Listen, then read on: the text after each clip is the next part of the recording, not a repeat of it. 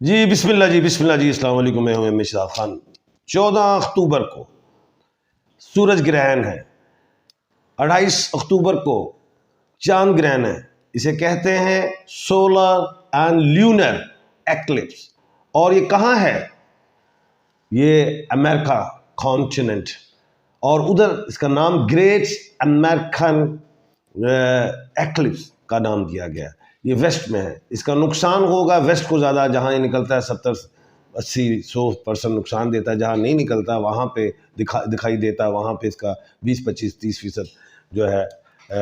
کیا کہتے ہیں اثر ہوتا ہے۔ تو خیر ملک پاکستان میں جو ہے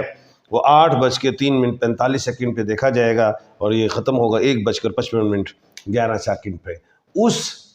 ٹائم پہ آپ نے کوشش کرنی دیکھنا نہیں ہے، گو کہ ہمیں نظر تو نہیں آئے گا، لیکن خاص قسم کی گلاسز سے دیکھا جائے گا، لیکن دیکھنا اچھا نہیں ہوتا، کیونکہ سورج گرہن ہونا یہ اچھی علامت نہیں ہے، کیونکہ اللہ پاک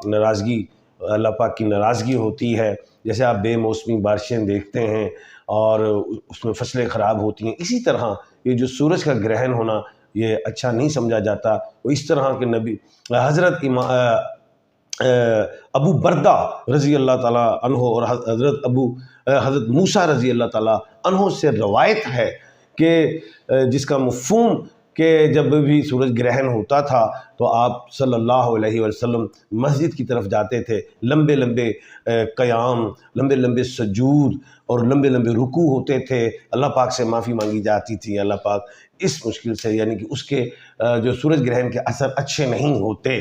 دوسری چیز یہ ہے کہ یہ جو سورج گرہن اب آ رہا ہے، جس میں چاند گرہن 28 کو ہے، اور 30 اکتوبر کو اگر ہم دیکھیں تو راہو اور کیتو کی بھی ٹرانزٹ ہوگا، جس کے اچھے اثرات نہیں ہیں۔ دنیا میں زلزلے آئیں گے، اور میں نے 3-4 دن پہلے بھی کہا تھا زلزلوں کا، اور آپ نے دیکھا آج نیپال میں بھی آیا ہے، ہندوستان میں دہلی میں آیا ہے، اور یہ زلزلے آئیں گے، سٹورم ہوں گے، بوچھال، اس کے بعد فصلوں کو نقصان، سول وارز، لڑائی، لیڈران کی لڑائی، تخت اور تاج کی لڑائی، اور اس کے بعد آپ ریجین چینج جسے کہیں، یہ چیزیں ہیں، اور الجھاؤ گے، جنگوں کا خطرہ ہوگا، یہ ساری چیزیں ہیں۔ ان سب چیزوں سے بچنے کے لیے وہ جو 6 گھنٹے کا دورانیہ ہے، اور اس کا اثر 3 مہینے تک بھی زیادہ رہتا ہے، تو آپ نے استغفار پڑھنا ہے، صلاۃ العفو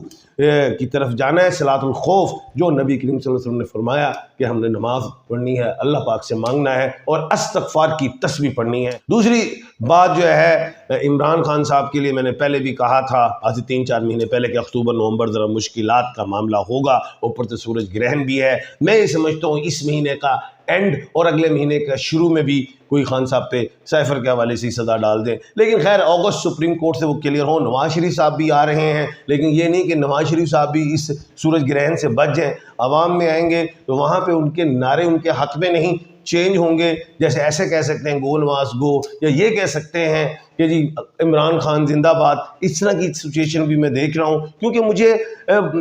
شروع سے 1 سال سے کہہ رہا ہوں کہ لڑتے لڑتے ہو گئی گم، ایک کی چونچ ایک کی دم، یہ میں نے بار بار یہ بات کی، تو ہمارا ملک اسی طرف گیا، اور نہ چونچ رہی نہ دم رہا، کچھ بھی ایسا نظر نہیں آ رہا، کیونکہ ہم بہت زیادہ الجھ چکے ہیں، جس کا نقصان ہمارے ملک کو، ہماری قوم کو، ہمارے اداروں کو ہوگا۔ ابھی بھی میں کہتا ہوں 4 نومبر سے پہلے ہر چیز میں حل ڈھونڈنے کی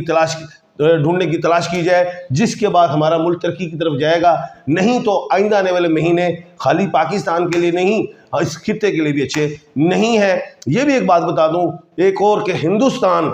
والے لوگ بھی پاکستان پہ بھی کوئی اٹیک کر سکتے ہیں، چائنا پہ کر سکتے ہیں، اور لوگوں سے پنگا کر سکتے ہیں، افغانستان سے کر سکتے ہیں، ہمارے اپنے ہم بھی اٹیک کر سکتے ہیں کسی سائٹ پہ، ظاہر ڈیفینڈ تو ہم بھی کریں گے۔ تو خیر یہ ساری چیزیں ہیں، دیکھنا ہے، ہم نے اپنے ملک قوم عوام کو بچانا ہے، اپنے اہم فیصلوں کے ساتھ، صحیح فیصلوں کے ساتھ۔ جی